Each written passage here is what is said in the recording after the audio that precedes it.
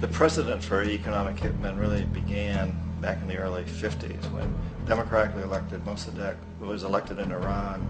He was considered to be the hope for democracy in the Middle East and around the world. He was Time Magazine's Man of the Year. But one of the things that he'd run on and began to implement was the idea that foreign oil companies needed to pay the Iranian people a lot more for the oil that they were taking out of Iran. The Iranian people should benefit from their own oil. Strange policy. We didn't like that, of course.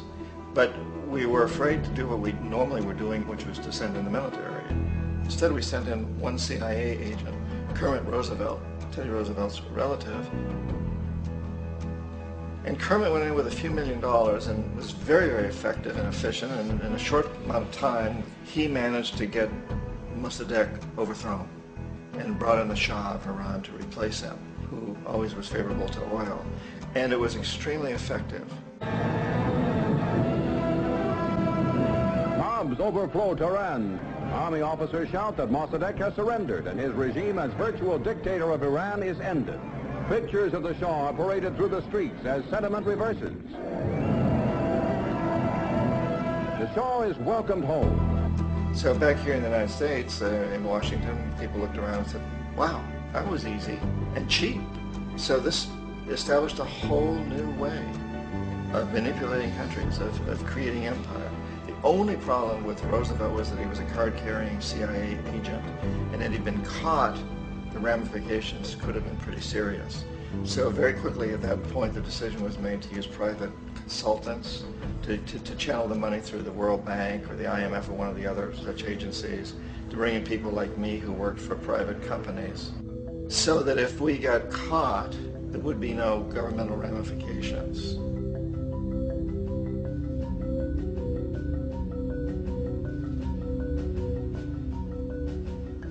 When Arbenz became president of Guatemala, the country was very much under the thumbs of United Fruit Company, the big international corporations. And Arbenz ran on this ticket that said, you know, we want to get the land back to the people.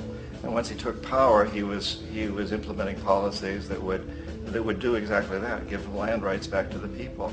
United Fruit didn't like that very much. And so they hired a public relations firm, launched a huge campaign in the United States to convince the United States people, the citizens of the United States, and the press of the United States, and the Congress of the United States, that Arbenz was a Soviet puppet, and that if we allowed him to stay in power, the Soviets would have a foothold in this hemisphere. And that, at that point in time, was a huge fear on everybody's mind, the Red Terror, the Communist terror. And so, to make a long story short, out of this public relations campaign came a commitment on the part of the CIA and the military to take this man out. And in fact, we did. We sent in planes, we sent in soldiers, we sent in jackals, we sent everything in to take him out, and did take him out.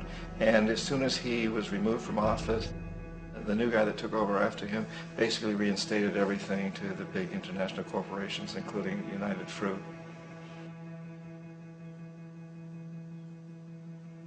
Ecuador for many, many years had been ruled by pro-U.S. dictators, often relatively brutal. Then it was decided that they were going to have a truly democratic election. Jaime Roldos ran for office, and his main goal, he said, as president would be to make sure that Ecuador's resources were used to help the people. And he won, overwhelming, by more votes than anybody had ever won anything in Ecuador. And he began to implement these policies to make sure that the profits from oil went to help the people. Well, we didn't like that in the United States. I was sent down as one of several economic hitmen to change Roldos, to corrupt him, to bring him around, to let him know, you know, okay, you know, you can get very rich, you and your family, if you play our game, but if you continue to try to keep these policies you've promised, you're going to go. He wouldn't listen. He was assassinated. As soon as the plane crashed, the whole area was cordoned off. The only people allowed in were U.S. military from a nearby base and some of the Ecuadorian military. When an investigation was launched, two of the key witnesses died in car accidents before they had a chance to testify. A lot of very, very strange things that went on around the assassination of Jaime Roldos. I, like most people who've really looked at this case, have absolutely no doubt that it was assassination. And of course, In my position as an economic hitman, I was always expecting something to happen to Jaime, whether it be a coup or assassination, I wasn't sure, but that he would be taken down because he was not being corrupted. He would not allow himself to be corrupted the way we wanted to corrupt him.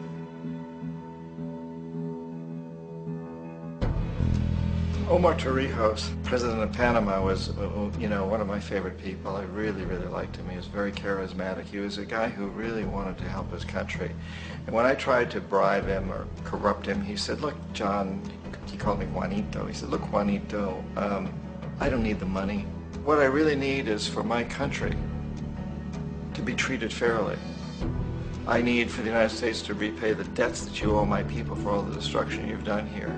I need to be in a position where I can help other Latin American countries win their independence and be free of this terrible presence from the north that you people are exploiting us so badly.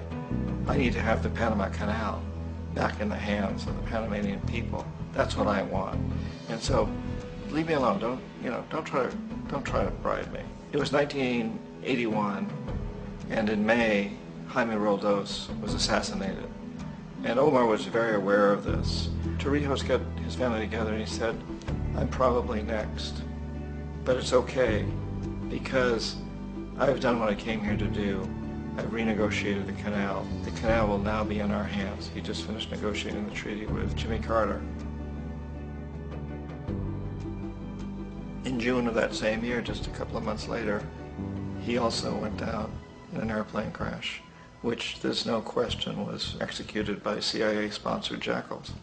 Tremendous amount of evidence that one of Torrijos' security guards handed him at the last moment as he was getting on the plane a tape recorder, a small tape recorder that contained a bomb.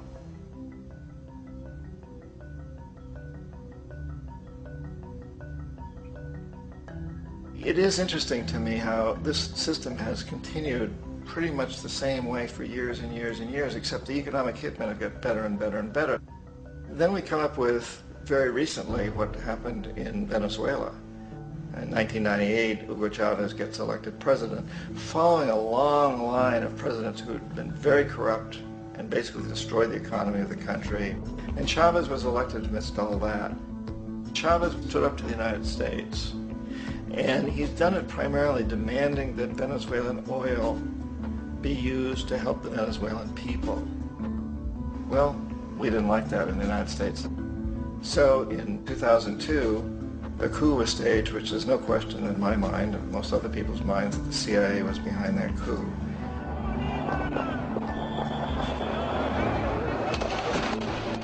The way that coup was fomented was very reflective of what Kermit Roosevelt had done in Iran, of paying people to go out into the streets, to riot, to protest, to say this Chavez is very unpopular.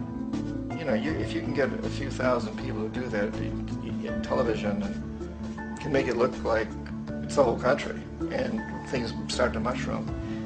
Except in the case of Chavez, he was smart enough, and the people were so strongly behind him that they overcame it, which was a phenomenal moment in the history of Latin America.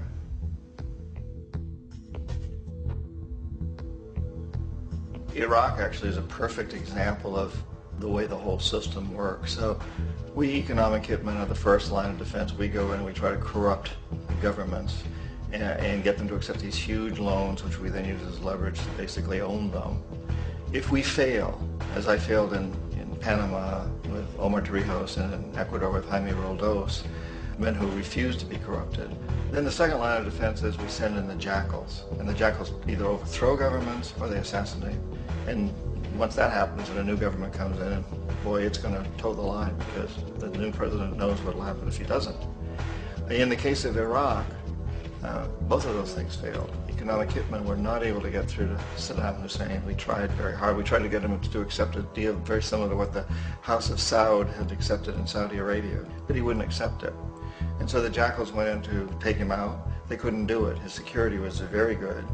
After all, he had one time worked for the CIA. He'd been hired to assassinate a former president of Iraq and failed, but he knew the system. So in '91, we send in the troops and we take out the Iraqi military. So we assume at that point that Saddam Hussein is going to come around. We could have taken him out, of course, at that time, But we didn't want him. He's the kind of strong man we like. He controls his people. We thought he could control the Kurds and keep the Iranians in their border and keep pumping oil for us. And that once we took out his military, now he's going to come around. So the economic hitmen go back in the 90s without success. If they'd had success, he'd still be running the country. We'd be selling him all the fighter jets he wants and everything else he wants. But they couldn't. They didn't have success. The jackals couldn't take him out again. So we sent the military in once again, and this time we did the complete job and took him out, and in the process created for ourselves some very, very lucrative construction deals. We had to reconstruct a country that we'd essentially destroyed, which is a pretty good deal if you own construction companies, big ones. So, Iraq shows the three stages. The economic hitmen failed there, the jackals failed there, and as a final measure, the military goes in.